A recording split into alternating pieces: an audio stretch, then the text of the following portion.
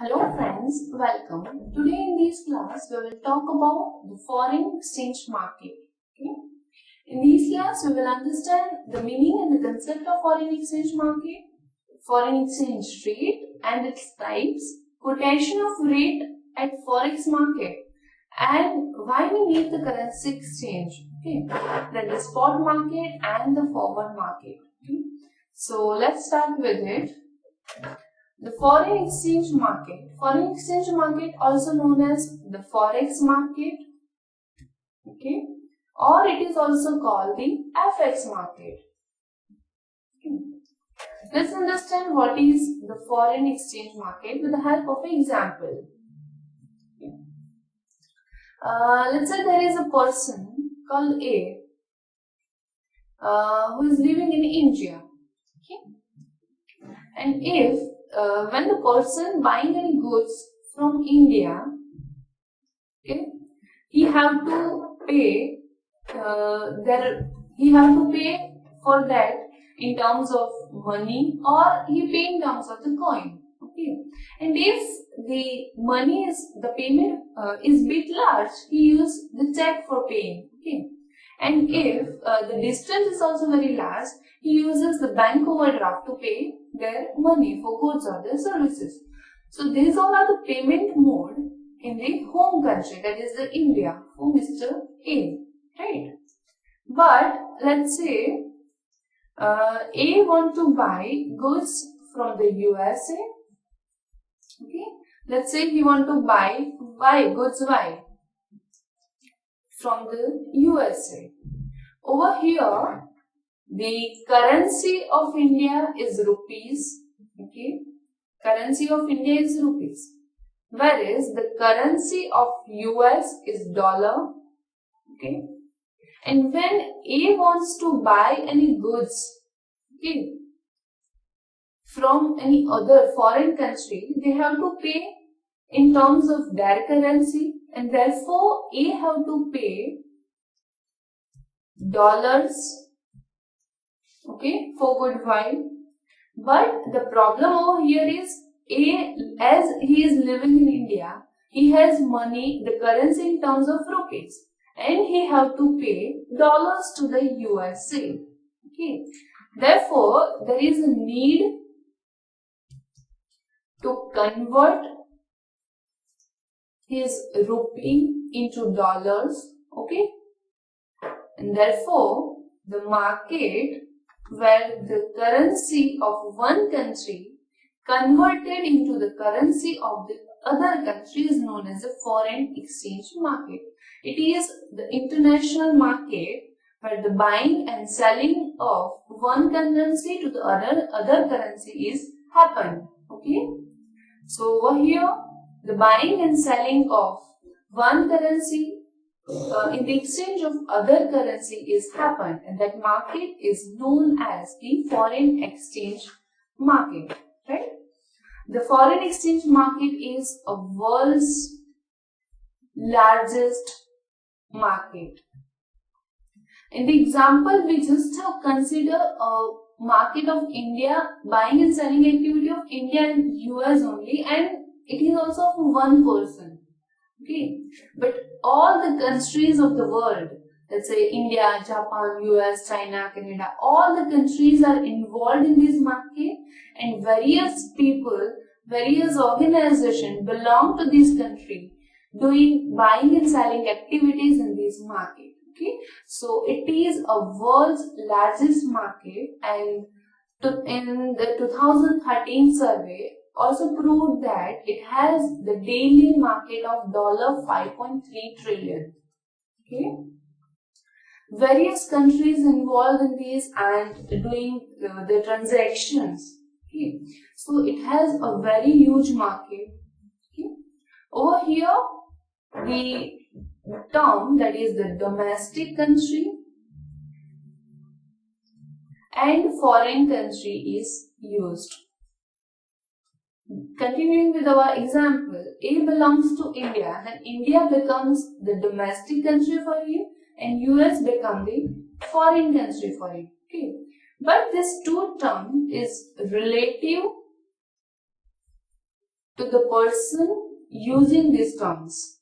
That means if the organization from the Japan wants to buy the goods from the China, okay, then Japan is the home country, that is the domestic country for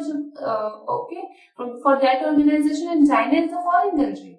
But the firm belongs to China, wants to buy goods from the Japan, then China is the domestic country and Japan becomes the foreign country from that. Okay, so this two term is relative to the person using the term. Okay, over here we have the foreign exchange market running 24 hours.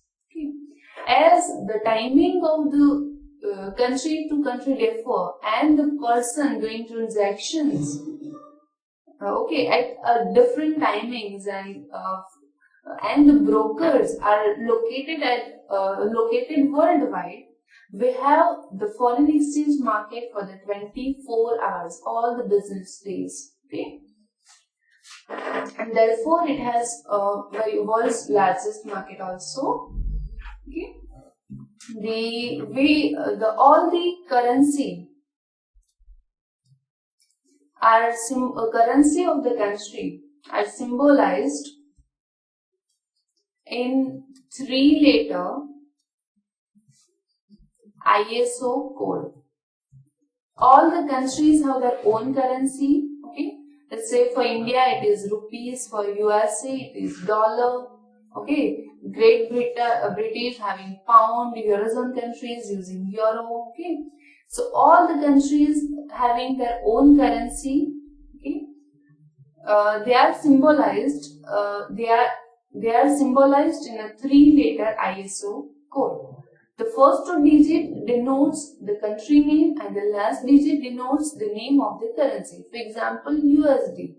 So US denotes the United States. Okay, that is the country name, and D is the dollar, that is the currency of US. Okay. Let's say INR, that is India, and the currency is rupees, that is Indian rupee, that is INR. Then on the other is JPY, that is Japanese yen.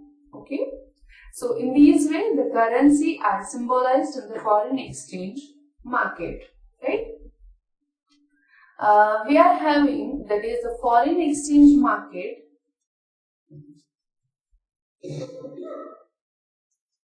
consists of mainly 2 things, that is the foreign currency, okay, and the exchange rate.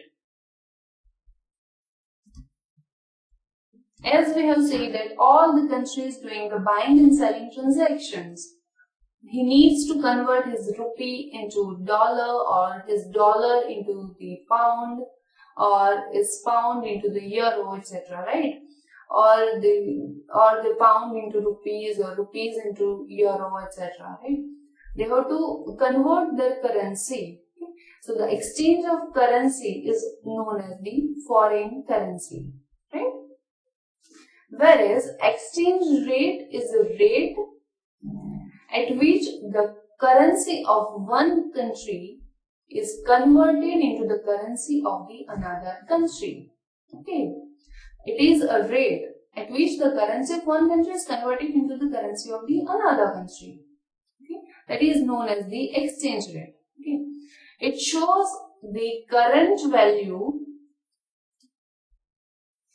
of any one country against the value of another currency. Okay, let's say example. For example, rupees 1 is equal to 0.016 US dollar. Okay, so it shows the exchange rate. That means how much rupees 1 is it, how much USD is equal to rupees 1. Okay, or how much $1 is equal to rupee. That is, for $1 we have to pay rupees. Let's say currently we have the 61.48, the current rupee value, current dollar value against the rupee is the 61.48, right? So this is called the exchange rate.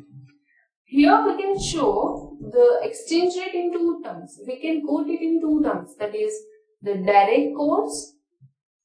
We can quote it directly, that is rupees. This example is example of the direct quote. Okay, whereas the second one is the indirect quote. Okay, this is the example of the indirect quote. Okay, so this way the exchange rates are denoted, right? Over now, we have said that we need to convert our currency into the currency of another country. Okay. But from where we convert the currency? Okay. From where we convert our currency? There are some participants or the intermediaries who helps us or the people to convert their currency into the currency of the another country, right? The participants are like commercial banks. Okay. Then the other one are the forex brokers. Then next one is the authorized dealers.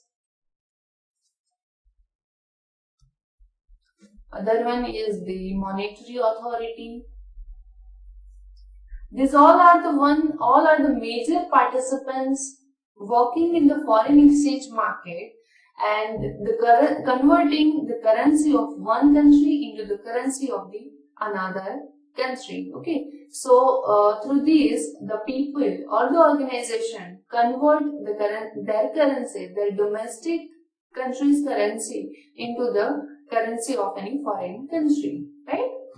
So this is about the conversion of currency.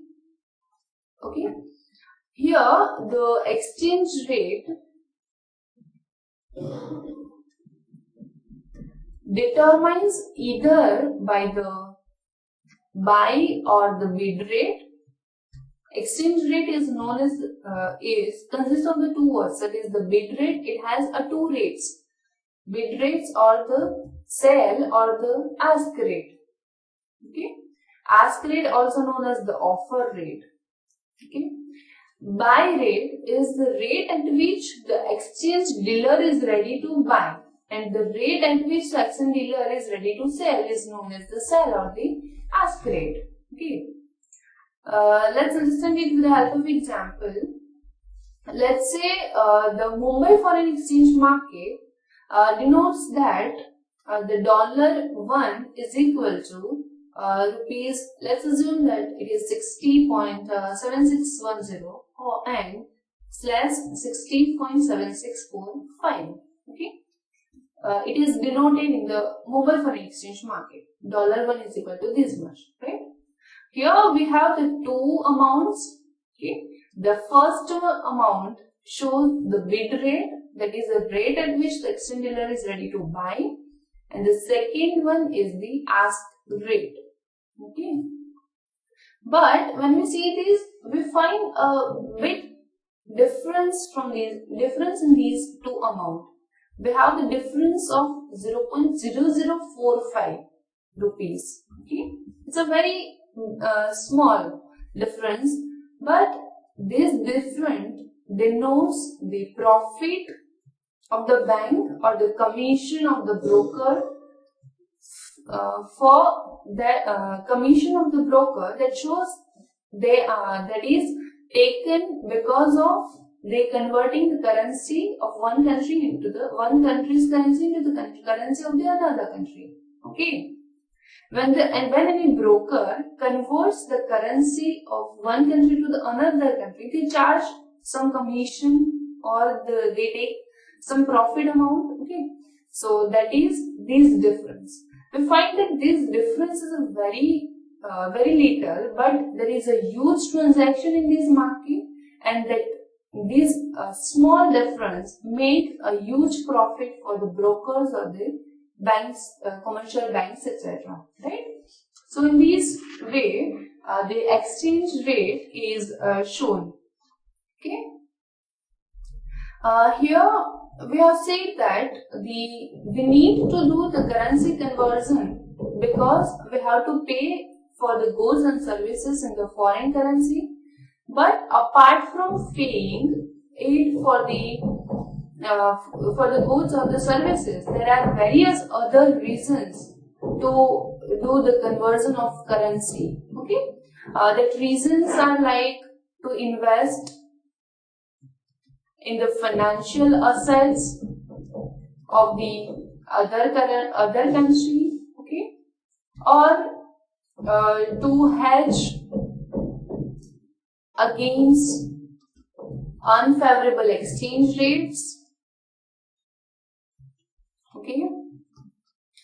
Then the other reason for that is to profit from changing in the price. Mainly the speculators are the one who are doing the currency conversion because of the profit only. Okay?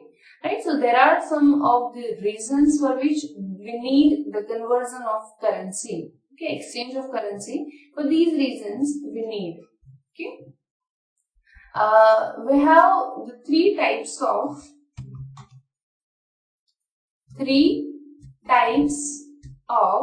exchange rates. Basically, the exchange rates are divided into three types. The first one is the fixed rates. Okay, the rate that is fixed throughout the period is called the fixed rate. Here, due to the government intervention and the regulations, the rates are fixed. Okay.